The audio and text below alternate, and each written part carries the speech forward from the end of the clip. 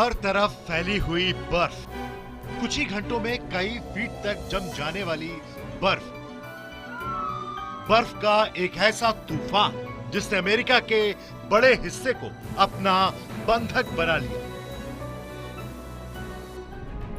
लोग घरों से बाहर नहीं निकल पाए, स्कूल बंद, दफ्तर बंद, अस्पताल बंद, हवाई अड्डे बंद, ट्रेनें बंद, सब कुछ ठप पड़ गया। यह अमेरिका में अब तक का दूसरा सबसे बड़ा तूफान कहा जा रहा है। दुनिया के सबसे ताकतवर मुल्क को इस सफेद कर्फ्यू ने कुछ दिन के लिए घुटनों पर ला दिया।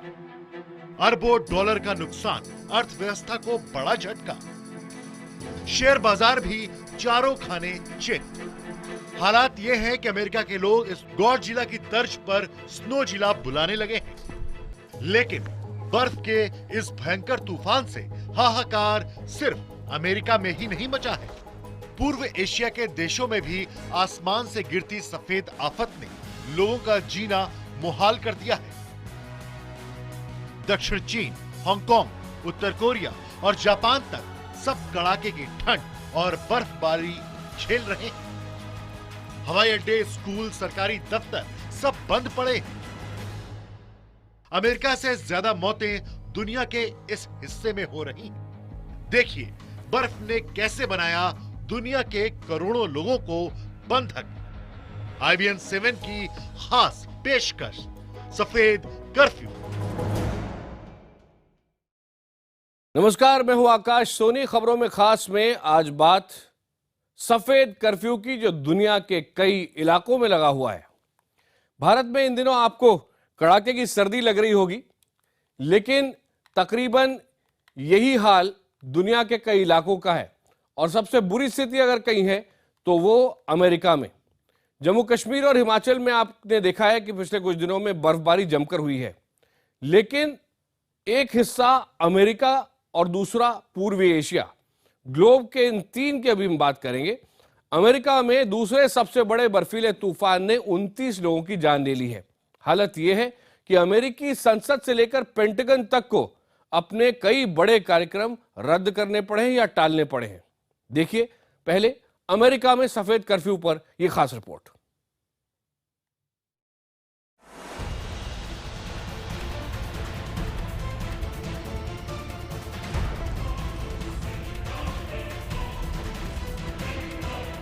अमेरिका के लोगों ने कभी नहीं सोचा था कि वो अपनी जिंदगी में बर्फ का ऐसा तूफान भी देखेंगे। एक ऐसा तूफान जो अमेरिका के लिए बड़ा खतरा बन जाएगा। जैसे गॉडजिला फिल्म में एक डायनासोर ने पूरे देश में दहशत भर दी थी, वैसे ही इस तूफान ने भी लोगों को डरा दिया है। इसलिए इस तूफान को, इस सफेद कर्फ्यू को नाम दिया गया है स्नोजिला। शुक्रवार से शुरू हुआ ये बर्फीला तूफान अब कुछ कमजोर पड़ गया है, अटलांटिक महासागर की तरफ बढ़ चुका है, लेकिन अपने पीछे ये बर्बादी की लाखों तस्वीरें और खौफनाक यादें छोड़ गया है। It's God, it's nature, but I wish it didn't come. It's a lot. 2 cars to dig out. बर्फ के इस तूफान में अमेरिका में अब तक के सारे रिकॉर्ड्स टूट गए हैं। मौसम विभाग ने शुक्रवार को ही चेतावनी दे दी थी कि ऐसा ताकतवर बर्फीला तूफान अमेरिका की तरफ बढ़ रहा है। इसके बाद कुछ इलाकों में 120 किलोमीटर प्रति घंटा की रफ्तार से हवाएं चली और कुछ ही घंटों में अमेरिका के बड़े बड़े राज्यों में सब कुछ ठप हो गया। बर्फीले तूफान का असर 8 करोड़ 5 लाख लोगों पर पड़ा। 3 लाख से ज्यादा लोगों को घंटों तक बिना बिजली के रहना पड़ा। जब हर तरफ इतनी बर्फ हो, तापमान 0 से कई डिग्री नीचे हो, तो आप बिजली ना होने का मतलब समझ सकते हैं। अमेरिका में हर वक्त अलर्ट पर रहने वाला प्रशासन इस तूफान में कितना ठप पड़ गया था, इसकी गवाही एक दिन पहले पैदा हुई ये बच्ची दे रही है। नॉर्थ कैरोलिना में तूफान के वक्त ही इस बच्ची की मां की तबीयत बिगड़नी शुरू हो गई थी। पति पत्नी किसी तरह तूफान के बीच अस्पताल पहुंचे, लेकिन उन्हें घर वापस भेज दिया गया। बाद में आपातकाल नंबर पर मदद मांगने पर डॉक्टर्स ने आकर किसी तरह बच्ची की डिलीवरी कराई। अब इस बच्चे के माता पिता उसे स्नो बेबी कहकर बुला रहे हैं। Their help was, I couldn't have done it. No. There's no way I would have made it in a car. I'm grateful that they were able to get there as soon. America के मौसम विभाग के मुताबिक 1869 में जब से बर्फबारी के आंकड़े सहेजे जाने शुरू हुए हैं, ये दूसरा सबसे बड़ा तूफान था। इस दौरान सबसे ज्यादा वेस्ट वर्जीनिया में 107 सेंटीमीटर तक बर्फ गिरी। न्यूयॉर्क के सेंट्रल पार्क में 68 सेंटीमीटर बर्फ गिरी। वॉशिंगटन के चिड़ियाघर में 57 सेंटीमीटर बर्फबारी हुई। वॉशिंगटन इंटरनेशनल एयरपोर्ट पर 74 सेंटीमीटर बर्फबारी हुई। प्रशासन के मुताबिक वॉशिंगटन में सामान्य तौर पर इतनी बर्फबारी नहीं होती है। ये एक बड़ी वजह रही कि यहाँ बर्फ से निपटने के इंतजाम उतने नहीं थे। इसलिए जब रिकॉर्ड तोड़ बर्फ गिरनी शुरू हुई तो बड़े एयरपोर्ट्स, सार्वजनिक बसें, मेट्रो रेल सब कुछ बंद हो गए। हालत ये हो गई कि वॉशिंगटन के मेयर को लोगों को हुई इस परेशानी के लिए माफी मांगनी पड़ी।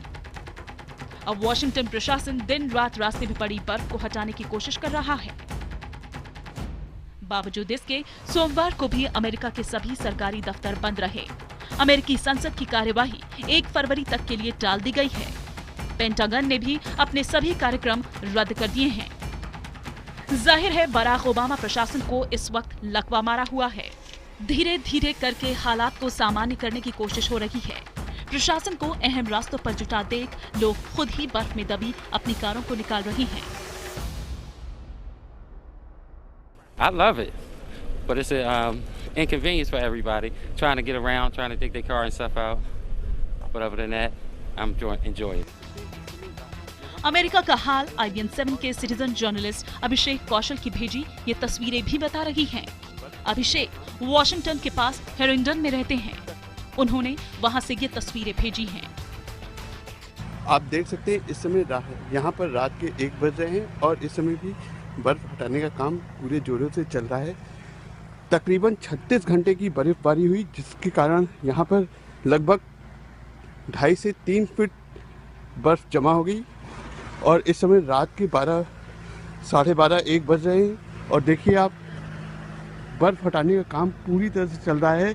यहाँ पे प्रायोरिटी ये बनाई गई है कि कल सुबह सब लोग, जबकि सोमवार का दिन रहेगा, सब के सब लोग अपने कार पे, अपने यहाँ अपने ऑफिस पे जा सके और इस चीज़ को करने के लिए यहाँ के प्रशासन ने अपनी पूरी जोर शोर से ताकत झोंक रखी है। वाकई अमेरिका के लोगों ने इस तरह का तूफान फिल्मों में ही देखा था। अब वो असली जिंदगी के स्नोजिला को झेल रहे हैं। इस बर्फीले तूफान ने ऐसे रिकॉर्ड्स बना दिए हैं जो अमेरिका के इतिहास में हमेशा के लिए दर्ज हो चुके हैं। राहत की बात यह है कि अब अमेरिका धीरे धीरे बर्फ के इस कहर का असर कम करने में जुट गया है। Bureau report IBN 7। सफेद कर्फ्यू, अमेरिका में आए इस तूफान की पल पल की तस्वीर अपने घर के अंदर कैद एक शख्स ने अपने कैमरे के अंदर रिकॉर्ड की है। आइए आपको दिखाते हैं 40 सेकंड के अंदर कि यह सफेद कर्फ्यू घर के अंदर से कैसा दिख रहा था।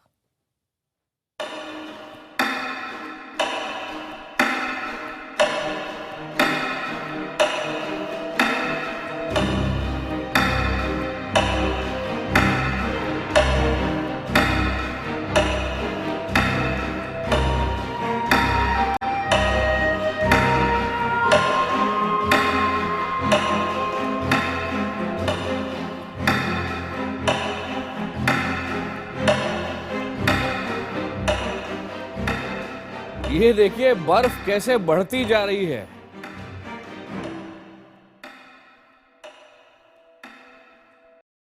ये 40 सेकंड का आपने जो वीडियो देखा, ये टाइम लैप्स वीडियो था, यानी कई घंटे का वीडियो जो हमने आपको 40 सेकंड के अंदर दिखा दिया। 9/11 हमले के वक्त अमेरिकी आसमान में उड़ रहे 4,500 विमानों को जमीन पर उतार दिया गया था। शुक्रवार से आए तूफान में अब तक 12,000 उड़ानें, जी हां 12,000 फ्लाइट्स रद्द हो चुकी है। आप समझ सकते हैं किस तरह अमेरिका में आसमान भी सफेद कर्फ्यू की गिरफ्त में है। अब कोशिश एयरपोर्ट से लेकर सड़क के बर्फ की मोटी चादर को हटाने की हो रही है ताकि घर, एयरपोर्ट, दफ्तर, यहां जो लोग बंधक बने हुए हैं, वहां से निकल ही नहीं पा रहे, वो जल्द से जल्द बाहर आ सके।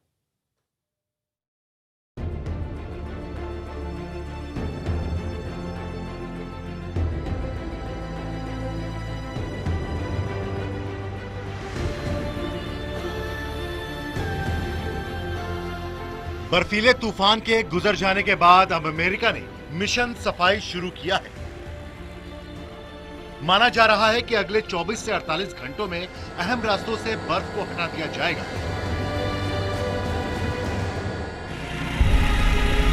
लेकिन फिर भी अमेरिका के बड़े हिस्से में छाई इस बर्फ को हटाने में हफ्तों लगेंगे। मुख्य सड़कों और रेल लाइनों से बर्फ हटाने के बाद अब सड़क परिवहन पर लगी रोक को हटाने की प्रक्रिया भी शुरू कर दी गई है। फिलहाल के लिए मेट्रो और बसों में लोगों से किराया नहीं वसूला जा रहा। ये तूफान कितना खौफनाक था, इसे समझने के लिए कुछ और आंकड़े देखिए। तूफान के वक्त अमेरिका के 11 राज्यों को आपातकाल का ऐलान करना पड़ा। अमेरिका के आसमान से गुजर रही 12,000 से ज्यादा उड़ानों को रद्द करना पड़ा। माना जा रहा है कि इस तूफान से $100 मिलियन से ज्यादा का नुकसान हुआ है। बर्फीले तूफान में 2 दर्जन से ज्यादा लोगों की मौत भी हुई। ये मौतें कार हादसों, बर्फीले तूफान में कार फंसने के बाद कार्बन मोनोऑक्साइड के जहर से और हार्ट अटैक से हुई है। अब लोग ये तूफान गुजर जाने के बाद खुद को संभालने में लगे हुए हैं। My plan today is to clear as much as I can and see if the work is closed tomorrow or not closed. Well, if it is not closed, then we have to get the car out. So that's the plan here. So we're trying to get the way, make the way for the car at least.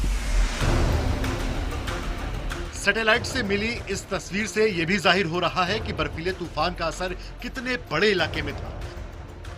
मौसम विभाग का कहना है कि Atlantic महासागर से उठी नम हवाओं और खाड़ी देशों से चली गर्म हवाओं ने एक साथ अमेरिका पर धावा बोल दिया, जिसकी वजह से इतनी बर्फबारी हुई। आपको बता दें कि अमेरिका में अगर किसी एक राज्य को बर्फीले तूफान से सबसे ज्यादा नुकसान हुआ है तो वो है वर्जीनिया। अमेरिका की राजधानी वॉशिंगटन डीसी इसी राज्य में आती है। वर्जीनिया प्रशासन के मुताबिक तूफान के दौरान 1427 कार हादसे सिर्फ वर्जीनिया में ही हुए। कार फंसने की वजह से 2000 से ज्यादा लोगों ने आपात मदद मांगी। अब प्रशासन ने 20,000 से ज्यादा गाड़ियों को बर्फ हटाने में लगाया है। लेकिन इतनी गाड़ियां मिलकर भी सड़कों पर जमा बर्फ को हटा पाने में नाकाम साबित हो रही हैं। ऐसे में लोग भी अपनी जिम्मेदारी निभाने के लिए आगे आ रहे हैं। The snow plowers, it's hard for them to get through the streets because it is like narrow, so it's hard for them to clean it up. So the people who live around here have to do most of the cleaning up. ठप पड़े अमेरिकी प्रशासन और कारोबारी दुनिया को जल्द से जल्द सक्रिय करने के लिए बर्फ की इस चादर को हटाना जरूरी है। बर्फ हटाने के बाद वो हजारों लोग भी अपने घरों से बाहर निकल पाएंगे जो इस वक्त सफेद कर्फ्यू में कैद हैं। Bureau report, IBN 7।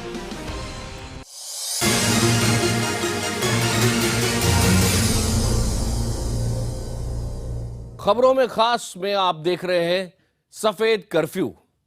अमेरिका तो हमने आपको दिखाया, इसके अलावा दक्षिण कोरिया, चीन और जापान में भी लोग खासे परेशान हैं। कहीं 70 साल में पहली बार बर्फ गिरी है तो कहीं 115 साल के रिकॉर्ड में, जो कि उसके पहले के रिकॉर्ड है ही नहीं।